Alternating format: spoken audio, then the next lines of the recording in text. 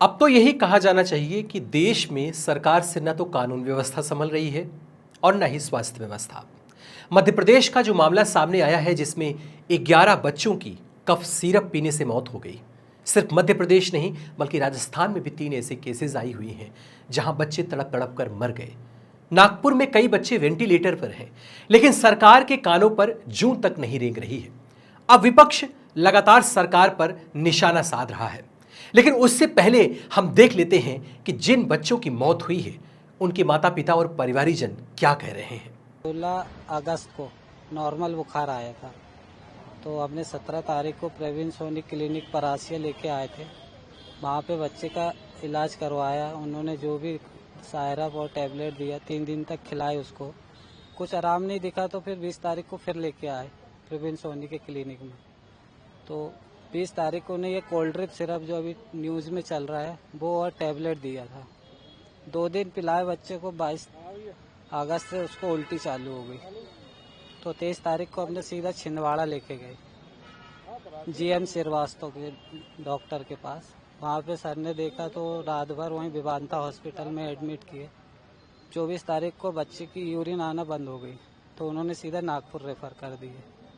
वहाँ colours hospital में refer कर दिए। वहाँ 24 तारीख को वहाँ एडमिट किए बच्चे को, और 24 तारीख से लेके 1 सितंबर तक बच्चे का इलाज चला। इस बीच उसकी 6-7 डायलिसिस भी हुई, और 1 तारीख को शाम को बच्चे ने दम तोड़ दिया था। घटनाक्रम में हमको सर जी हमारा बच्चा बहुत सही था, हमको दवाई से लगा बच्चा, हमारा दवाई से बच्चा खटने पेशाब रुक गई, खाना छोड़ दिया बच्चे ने हमारा, कुछ भी पानी मीना सब छोड़ दिया, जैसे दवाई पिया उसने तो खाना भी छोड़ दिया, निस्तार मतलब टॉयलेट भी बंद हो गई तुरंत ही दवाई पिलाने से। सर 16 तारीख को चैंसलेस को फीवर आया था, हल्का सा बुखार थी, तो हमने बोले सर को दिखा लें सोनी सर को। तो सोनी सर जो के लाए, इलाज करवाए, उसको इंजेक्शन भी लगी एक, और 2 सिरप आई थी, गोली भी आई थी।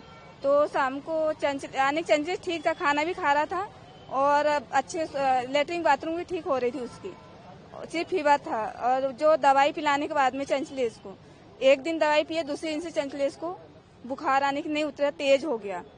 फिर 18 तारीख को रात में चैंसलेस ने उल्टी चालू कर दिया, जो भी कुछ भी खिला रहा था वो सब बाहर, और बाथरूम भी कर रहा था मगर कम मात्रा में, उतनी नहीं हो पा रही थी। फिर 19 तारीख को उसने 5 दिन बाद बुलाया, हमने 4 दिन में ले भागे उसको वहीं, तो बोले यहाँ एडमिट कर दो। हम 19 तारीख को 6 बजे सुबह चले गए थे, तो एडमिट भी किए उसको 12 बजे तक सुबह से।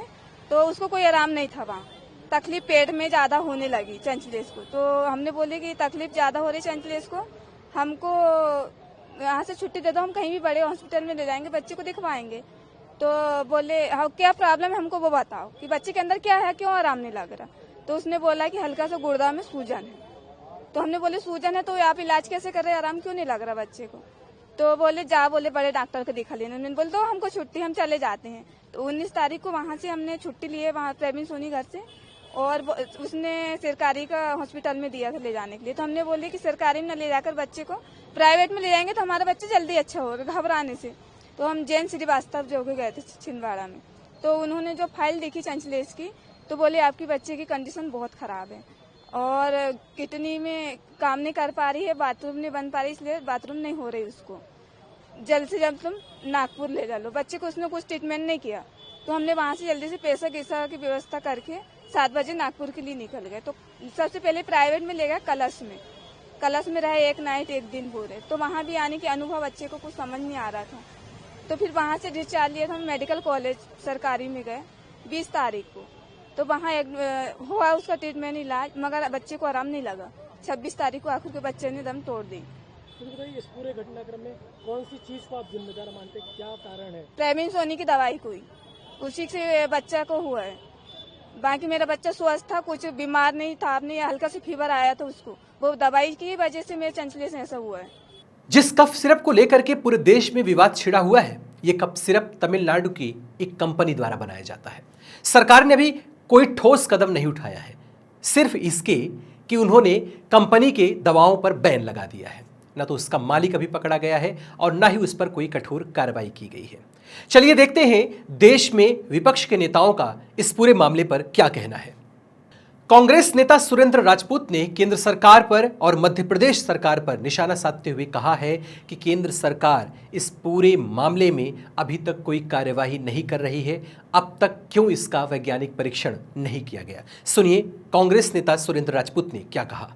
देखिए, बड़े दुर्भाग्य की बात है कि जो काम केंद्र सरकार को करना चाहिए, रसायन मिनिस्ट्री को करना चाहिए, जो काम लगातार जिस काम के लिए स्वास्थ्य मंत्री है केंद्र में, वो काम राज्य की सरकारें कर रही हैं।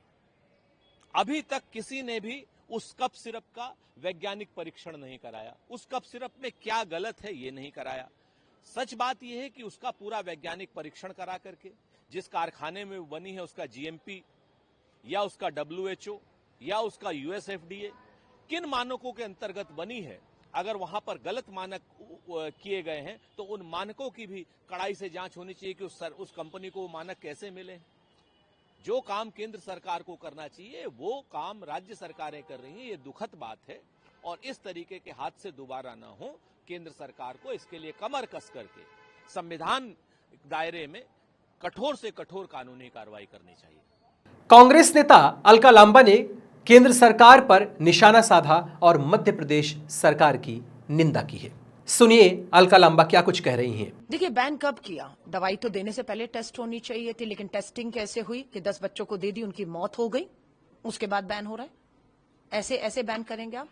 मध्य प्रदेश छिंदवाड़ा की मुझे पता लगा ये घटना है। किसकी सरकार है मध्य प्रदेश में, किसकी सरकार है केंद्र में? किसको ये दवाएं बच्चों को देने से पहले उसकी जांच करनी थी? आपने जांच उनको पिलाने के बाद की और उसका जांच में वो फेल होते हैं, और वो फेल नहीं, 10 मौतें हो गई। और मिलावट की अगर बात करेंगे तो अभी त्योहार आ रहे हैं, हर चीज में मिलावट है, हर चीज में मिलावट है, हर चीज में जहर घुला हुआ है। आगे ऐसी घटना की जिम्मेदारी कोई लेगा क्या? मध्य प्रदेश के स्वास्थ्य मंत्री का इस्तीफा हो गया। 10 बच्चों की मौतें, 10 माओं से, पिताओं से उनके बच्चे छीन लिया आपने। हाँ, अब कहते डॉक्टर की गिरफ्तारी कर ली, है ना? थोड़ी नैतिकता हो तो देश की भाजपा की सरकार उनके स्वास्थ्य मंत्रियों को जिम्मेदारी लेते हुए नैतिकता के आधार पर परिवारों से माफी मांगते हुए इस्तीफा देकर हट जाना चाहिए। ये टेस्टिंग का तरीका नहीं है कि आप टेस्ट बच्चों को पिलाकर उस सिरप को कर रहे थे। इस पूरे मामले में देश भर में प्रदर्शन शुरू हो चुके हैं। देश को झकझोर कर रख दिया है इस पूरी घटना ने। आखिर कैसे 11 बच्चे छिंदवाड़ा में एक कफ सिरप पीने से मर जाते हैं और उसके बाद पूरे देश में लोगों के अंदर भय सताने लगता है। भोपाल में कांग्रेस कार्यकर्ताओं द्वारा किए गए प्रदर्शन में स्वास्थ्य मंत्री राजेंद्र शुक्ला का इस्तीफा मांगा गया और भाजपा मुर्दाबाद के नारे लगाए गए। मध्य प्रदेश के छिंदवाड़ा में 11 बच्चों की मौत के साथ राजस्थान में भी 3 बच्चों की इस कफ सिरप पीने से मौत हो गई है। कफ सिरप मामले में छिंदवाड़ा के एसपी अजय पांडे का भी बयान आया है। सुनिए उन्होंने क्या कुछ कहा है। जैसा कि आपको विदित होगा कि कुछ दिन पहले छिंदवाड़ा के परासिया सब डिवीजन में बच्चों की असामयिक मौत का एक कुछ घटनाएं सामने आई थी, जिसमें कि इनिशियली बच्चों को खांसी सर्दी बुखार की शिकायत होती थी और फाइनली किडनी पे उसका असर होता था और वो रीनल फेलियर की तरफ चले जाते थे, उससे उनकी डेथ हुई है।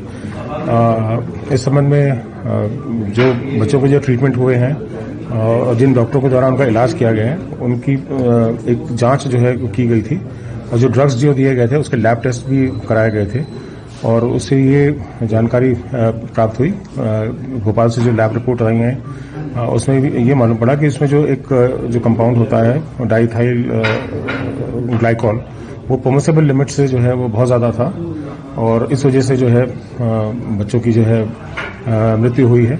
और रिपोर्ट प्राप्त होने के बाद बीएमओ की रिपोर्ट पे से एक मुकदमा कायम किया गया है थाना परासिया में, जो कि धारा 105 BNS, 276 BNS और 27A drug and cosmetic act के तहत जो पंजीबद्ध किया गया है। और फर्दर उसमें जो एक डॉक्टर है, डॉक्टर प्रवीण सोनी, क्योंकि उनके द्वारा मैक्सिमम बच्चों का जो इसमें इलाज किया गया था और उनके द्वारा जो ये ड्रग है, जो प्रतिबंधित जो ड्रग है कोल्ड्रिफ, इसको जो प्रिस्क्राइब किया गया था, तो उनके प्रिस्क्रिप्शन के आधार पर जो ट्रीटमेंट उन्होंने जो दिया है बच्चे के, उस आधार पर उनको भी इसमें आरोपी बनाया गया है। और इसके अतिरिक्त जो मैन्युफैक्चरिंग कंपनी है तमिलनाडु की, श्रेसान फार्मास्यूटिकल्स, उनको भी जो इसमें जो है मुख्य रूप से आरोपी बनाया गया है। जिंदगी और मौत से जूझते बच्चे, लगातार कप सिरप पी करके बीमार पड़ते बच्चे, लेकिन सरकार के कानों पर जूं तक नहीं रेंग रही है। इस पूरे मामले को आप किस तरीके से देखते हैं? लगातार स्वास्थ्य व्यवस्था के लचर होने को लेकर के आपकी क्या प्रतिक्रिया है? आप हमें कमेंट बॉक्स में ज़रूर बताएं और इसी तरीके की खबरों के लिए जुड़े रहिए द क्रेडिबल न्यूज़ के साथ। धन्यवाद।